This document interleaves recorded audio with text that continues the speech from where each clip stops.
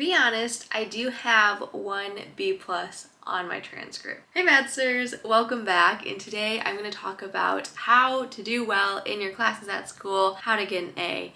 I am very much driven by my mentality of get in, get your grade, and get out of these classes. Do I take classes that I enjoy? Absolutely not. Have I liked any of the classes I've taken here?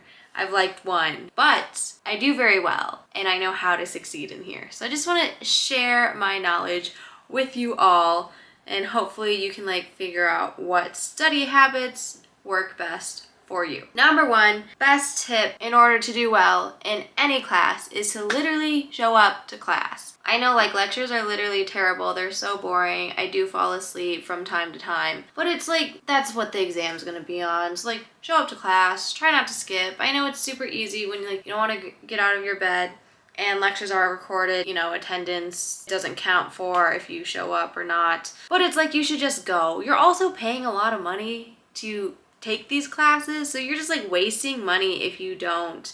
And it's thousands of dollars. Even if it's boring, even if you fall asleep, just go, show up, and be there. So once you're at the class, what you're gonna do is need to figure out how to take notes.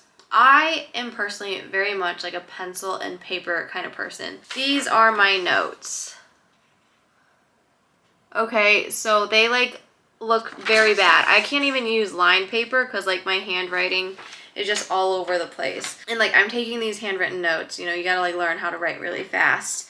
And then once I'm done with this piece of paper, I go back over the slides on my computer and type it up into a document. So that way I learn the information once from doing the notes, listening to the professor, and then I relearn it again by organizing it, by putting it into the Google document. So that's what I found works really well for me. I know some people do have their iPads where they do similar things, or maybe they mark up the slides, or they just take notes on the iPad, which is great. I don't feel the need to have an iPad, so I don't. Some people do type. I will say in all the classes that I type out information, I have no idea what I am listening to. You just you just listen and type. So I would not say that's the best form of studying. I know there are various research studies that say handwritten notes are the best, so that's what I go with. But it's really up to you in figuring out how you want to take your notes. But that's a system that I find very, very much works for me. Then transitioning from the lecture material into studying for the exam, I go through my notes again and make it into this very nice review sheet.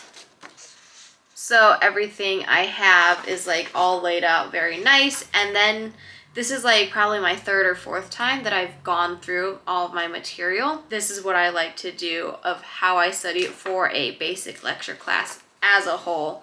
So I start off with the handwritten notes, transition it online, and then transition it back to paper if it is a closed note in-person exam. If it's open note online, then you just really need that Google document. Going off of the studying, if you have a class where you need to do a lot of practice problems, for example, I know Orgo has a lot, math has a lot, econ, print stuff out and just it's all repetition. It's all memorization. At least for me. I don't know. Maybe if you actually understand it, it'll make your life a lot easier. That's probably true.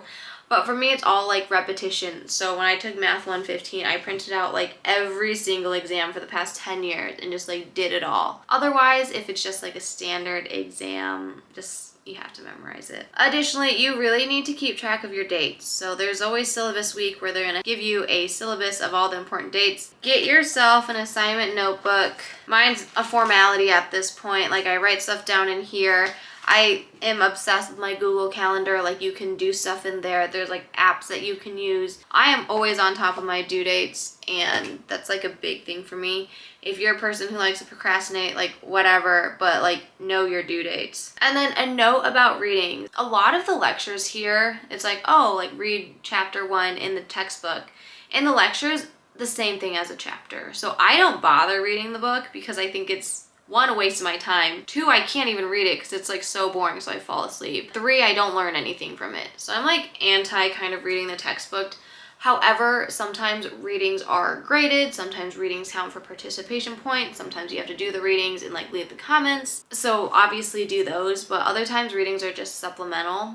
But if the professor says that some readings will be on the exam, like you should definitely do the readings. I think readings are stupid. Finally, as always, if you're struggling, go to office hours or like ask a friend. I personally like don't make friends in my classes. I am very fairly independent in my classes, so like I don't really ask them for help because I usually know what's going on, or I just go to office hours. I do like the GSIs because like they're just students too, so they're like usually pretty nice.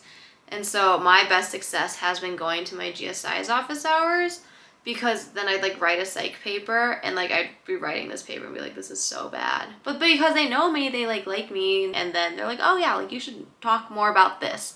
And you talk more about it and then like you do really well in the paper. I rarely go to the professor's office hours just because like if the GSI is there, just go talk to them. But if you're interested in the professor's subject and expertise, I would totally go. If you want a good GPA and that's all you care about, choose an easy major. But if you like actually, you know, want to study something that like might be hard, it will take a lot of effort.